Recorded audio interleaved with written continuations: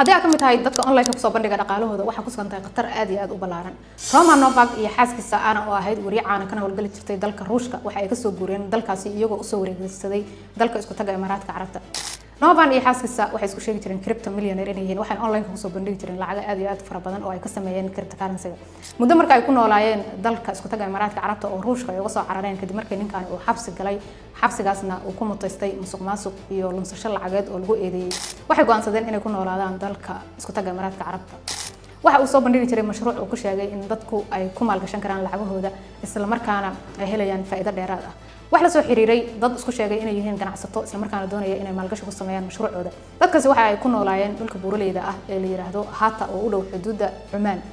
markii ay gaareen goobtaasi isla markaana ay heleen casuumadaasi waxa ay ku dhaceen damin koox qowleysata ah. qowleysatadu waxa ay weydiisteen lacag madax furashada aad iyo aad u fara badan laakiin waxa la sheegay inaysan fursad u siin inay lacagahaasi dadkaani ay bixiyaan.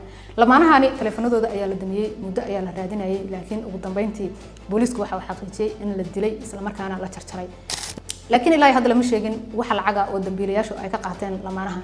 laakiin dadkan waxa ay ku mutaysteen qatarta ay naftooda galiyeen inay online-ka kusoo bandhigi jireen lacag aad iyo aad u badan. lacagii markii laga waayayna waxa dhacday in la dilay.